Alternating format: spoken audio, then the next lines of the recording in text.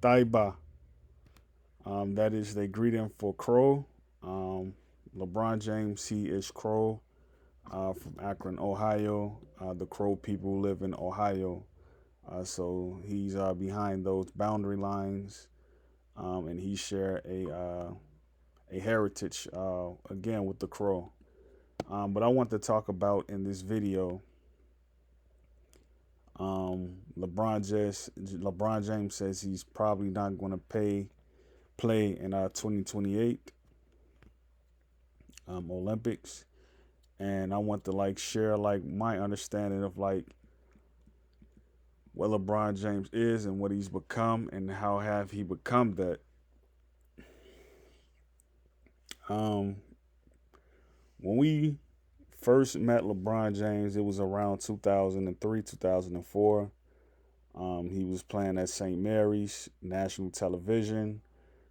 He was supposed to play at Ohio State, or I think Ohio University rather. Um, one of them. The Buckeyes, OU, OSU, um, and he didn't. He went straight to the NBA. And when you see like how he's progressed over the years and like branding his family and branding himself, um, he's had much luck at doing it. He's the face of the league. He's probably going to be the logo going forward one day.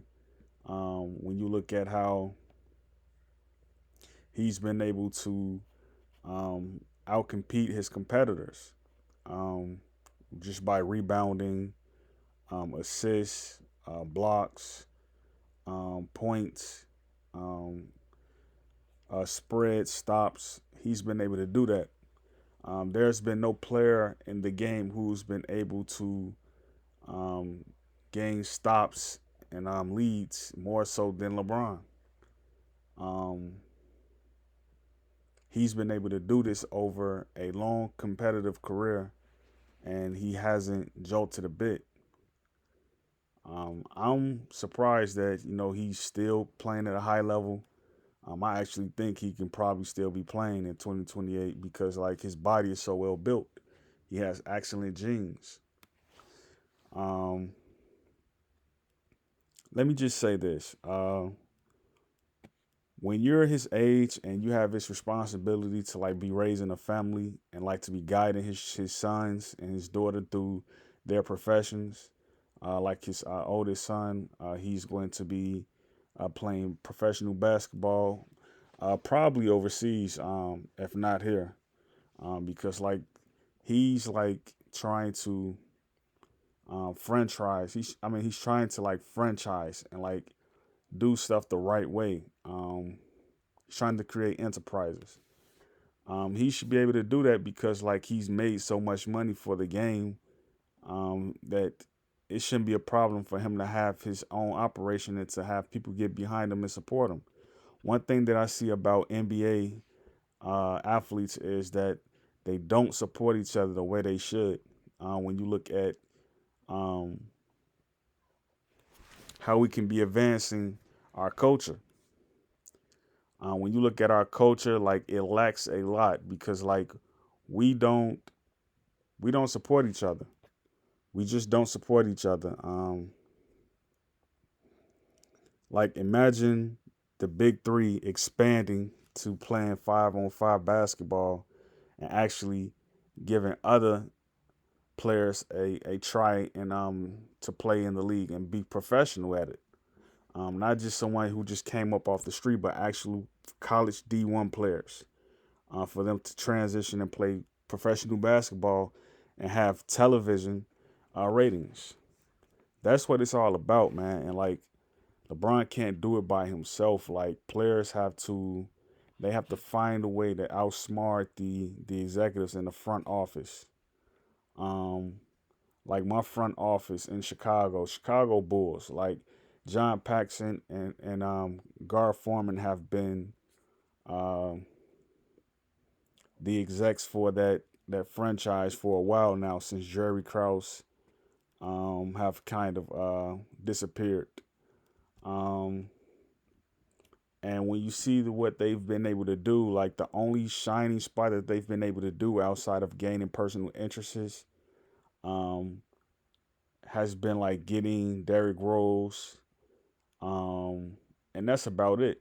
They haven't done anything outside of that. And like, if you have the first overall pick, and I think that pick was kind of like put there, because like, there's no way that that year he's coming out the draft. He's the the best talent in a long time since LeBron James, and he's there, and you're getting him, and like you're getting him, and like what player like since you're getting this player right, like what player are you actually getting like since you've had this franchise like you've only gotten Derrick Rose. Like you had a chance to get LaMarcus Aldridge and you turned and got Tyrese Thomas. Now that was a good pick for that time because like the franchise hasn't seen anyone that athletic since maybe Scottie Pippen. All right, so there's ways you can get around it. There's ways that you can lead a franchise into winning without sacrificing so much enthusiasm and hope and funds.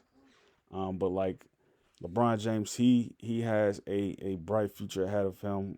Also Kevin Durant, because these people, they have resources where they can invest and they can be instrumental in some like hearings and stuff like that. That's what I want to see. I want to see more NBA players get in on congressional hearings, because like right now it's just a bunch of talentless people running it. Um, this is why the country and world is so messed up, and like I kind of like abide at it because it's like, are you really like sure like these players can run the country and like hone in? And I think they can. Um, I really think they can. Like, there's no better way to transition after giving service to so many and like playing a game that's been a part of the culture since uh, Mosaic. When you look on the walls and like some of the pyramids in like Mexico and stuff like that, basketball has been around a long time. So like that can be like a ceremony. Like you come into the league and play, and then you go to the capital, your capital. Um, it's not an emolument. It's just a service. All right. So that's all I want to talk about in this video.